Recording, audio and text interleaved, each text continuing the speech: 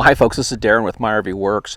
A lot of folks that are watching our videos ask us questions, and this is an opportunity for us to jump in and maybe answer some of those questions. So if you like this, we're going to be doing a lot more of these things, and every one of them's got a little different feel to it. We'll jump into some different topics and things like that. If you like this kind of content, make sure you click that subscribe button, ring the bell, those types of things. That way, every week or so often when we come out with this kind of a content, you'll be notified right away. So without any further ado, let's go over to the shop and start answering some of these questions. Thanks for watching. Our next question is coming from Dave in Gig Harbor, Washington. Now, Gig Harbor is not too far from where we're located, about a 2.5 hour drive, I suppose. We used to service that area, but it just got too far to drive. So Dave, sorry, we're not going to come down that far. What we do have is a lot of folks from that area drive up here. We meet in a parking lot up here or a campground up here. So there's always an option for you. If you're in our area, you can always come here. But Dave's question is involving his refrigerator. Now, he's got a Dometic refrigerator. It's one of the Series 8 refrigerators. These are the styles that are coming out of Germany. They're European look. They're a little different on the back side of them than the kind we find on our typical American kind of refrigerator. So this one's going to be a little bit more of a European look and feel to it. The back side of it, the control boards are very different than what we would find. The gas valve is very different than what we would find. And so what Dave's question is sending to us is, he says he appears he's out of our service area, but you could always come up here. We can get you scheduled in. But he's got a Dometic RML-8555. Now, we can tell a lot from a part number on these refrigerators. The RML, RM is refrigerator mobile. The L part means large, and then you've got an 8555. The 8 tells us that it's a Series 8, and the first 5 tells us that it's 525 millimeters wide, and the next 2 numbers tell us it's 55 millimeters deep. Okay, so refrigerator mobile large, 8 Series 555. So RML 8555. There's your magic number in decoding these model numbers. There's a lot of information in the model numbers if you know how to decode them. So anyway, that's the refrigerator he's got. He's got a leisure van, and that refrigerator's in the leisure van. And the refrigerator, he states, it works fine on AC and it works fine on DC, but it's not doing well at all on LP. And he's taken it to a dealership, and the dealership basically has done some testing on it, telling him that the LP pressure's fine, and that looks like they want to sell him a $3,000 Norcold refrigerator that just plugs right into the spot. I question that.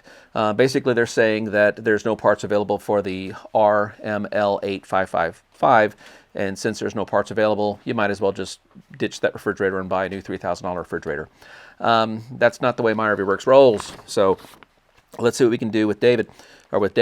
And so basically, the numbers are on LP. Let's see, the freezer will get to 25, and the refrigerator gets over 50. But on AC and DC, it gets within spec. And he says that the burner lights without problems, but it's not getting to temperature, okay? And he states here, it seems that it must be a simpler solution than replacing the entire refrigerator, and I hope that there is. And do I have any thoughts? And the jet is clean, and the flue chimney seems to be clean as well. I would think that the dealership would have noticed anything obvious like that. So what are my thoughts on that? The best place I can send you, Dave, would be to our website, myrvworks.com, Resources tab, Service Manuals. I went to my website just a few minutes ago before I hit record on this thing, and your refrigerator service manual is one of the manuals that I have on there. And I wrote down some page numbers for you. Okay, so in section 5 of that manual, it starts on page 30, is where you're going to get into troubleshooting of the gas valve. Okay, so I need you to go to my website, find the manual. I think it's going to be RM8XXX. I put XXXs because it covers a very large span of refrigerators there. We're about to have a visitor, a kitty cat. So you're going to go to section 5, which starts on page 30, and that's where you're going to begin your troubleshooting for this burner. It's a service manual, so these are made for service technicians. Okay, here's Romeo. He's making his screen debut. Now on section 5.8 of that service manual, which is for you, is going to be page 37 for your refrigerator. That's where your flow charts are going to start, and it's a little flow chart that says, do you have this? And then you're going to say yes, no, yes, no, yes, no. You're going to do these tests, and then out of that, it's going to tell you what part of that manual to go to go deeper into the testing modes. Okay, and then so that's really handy for that. And then chapter 6 of that, which starts on page 46, is all of your part numbers that you would need. Okay. Now, the dealership that you took it to said that they're not available anymore. There's tens of thousands of these refrigerators out there, so I find it very suspicious that there's no parts for them, or they just dried up. Now, you might need to get a part out of Europe, but we do that all the time as well. I just bought a part for my bicycle. It came out of an Amazon affiliate in Germany because I needed a part for my little cycle thing. I'm trying to get that Marine body back in shape. It's amazing. You got these nice physiques in the military, and then you just be done, and you're just, something happens. I don't know. I'm really not this. It's a camera that makes this happen. It's all about the camera and the lighting. So I'm really thin and fit. But yeah, good luck with that.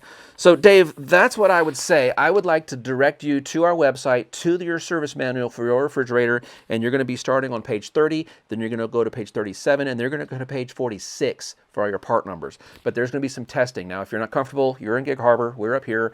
We've got a couple campgrounds right along the strait right here in Uinta Mountains you could camp at, and we're more than happy to come troubleshoot this for you. But and that goes for anybody else that's watching. You can always come up here. It is absolutely beautiful. That's why we moved up here, because it is unbelievably beautiful part of the world. It's amazing. So anyway, Dave, I know I didn't specifically answer your question, but hopefully I led you into direction that you can go and maybe gave you a little bit of, you don't have to spend that $3,000 on that new refrigerator. You might just need a little $50 part, maybe it's a gas valve. The gas valves do have a dual solenoid in them, but if one of them wasn't working, then the whole thing would not work. They said they checked your LP pressure. One of the things you might look at is purging your tank. Now, the only reason that would make sense for you is if you were listening to your refrigerator and it's making pop, pop, pop, pop, pop, pop, pop sounds when the burner is burning.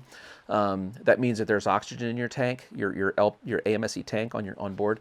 I'm going to do a whole other series on purging of cylinders because we've come across several LP type problems, and it turned out to be that the cylinder was not purged properly. And so anyway, we're not going to get into that here. So Dave from Gig Harbor, I hope that this somehow helped you. So let's jump into the next question.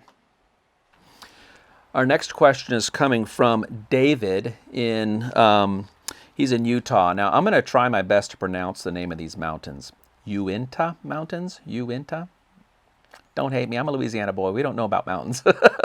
You know about swamps and bayous down there, right? Y'all. So I think he's in the Uinta Mountains. So if I didn't pronounce that correctly, I'm sorry. But I did look those up because I'm fascinated by it. Their average height is 11 to 13,000 feet. They're the ones that are just east of Salt Lake City, and they work their way over to Wyoming. So they go east to west instead of north to south. So that's kind of interesting. Since I'd never heard of the mountain range, I wanted to look it up. So that's kind of cool. Has nothing to do with this question. So let's see if we can help David out on his furnace. So he's up in the mountains. That tells us a clue right there. He's got some elevation, he's got some altitude. So how's that going to affect our burning rates on our furnace, okay? So his furnace comes on and lights, and it gets warm for 10 to 15 seconds before it shuts down. It does this multiple times, and it will not stay lit, okay? Do I have any suggestions? Yeah, go to sea level. I'm joking. So we're up here in the Northwest. The Strait of Juan de Fuca is right there. So most of the work that I do is at sea level, or maybe 200 to 300 feet. I might go to maybe, I don't know, some of the customers we go to, they're up in the mountains, but not like where you're at, 8, 10, 11,000 feet up there. So I may not be the right one to ask about how altitude and thinner air affects this, but one of the questions I do have is when your furnace, if you were to bring your RV down to sea level, does it work fine then, your furnace, and then you go back up in elevation, and is that when it starts to mess up? So if it is, then there's your problem right there. It's being starved from air. But another thing I might talk about is your LP pressure. Make sure your pressure is correct. This is Romeo. Hey, buddy. He's a lover. That's why I call him Romeo. He sees that, right? He loves me.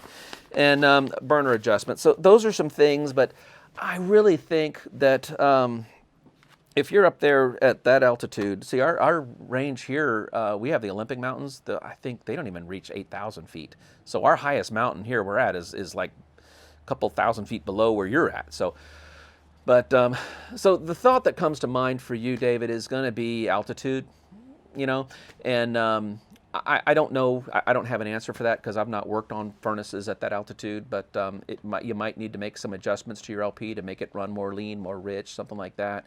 But I'm sorry, but I just don't know. But I just wanted to give you a shout out and let you know that I got your question.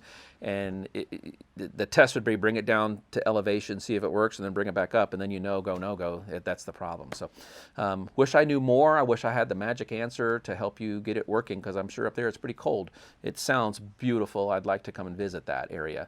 And if you figure it out, let us know, because then when we all go up to that altitude, we can kind of have a warm furnace. So anyway, that's all I got for that question. So sorry I didn't know more. All right, cheers. Well, folks, that's all the time I have today to answer some of your questions. If this added value to you, please like or subscribe to our channel. Share it with a friend that you feel it could add value to. If you want to support us, we have a Patreon. You can throw some love our way. It does take an effort to put these together, and it just helps offset some of that time that we put into it and some of the equipment that we buy to make it a better production. So thanks for watching. Happy campers say MyRV works. We sure like saying that around here. And from the comments we're getting, we're helping you guys become happy campers too. So we'll be doing more of these Q&A videos, and make sure you add questions down below. And as a fun little side, let us know where you're calling in from or whatever, and we'll give a shout out to those. It's kind of fun to hear where everybody's at. All over the world, really. It's kind of exciting. So this is Darren. On behalf of MyRV Works, we want to thank you for your time. It's a privilege.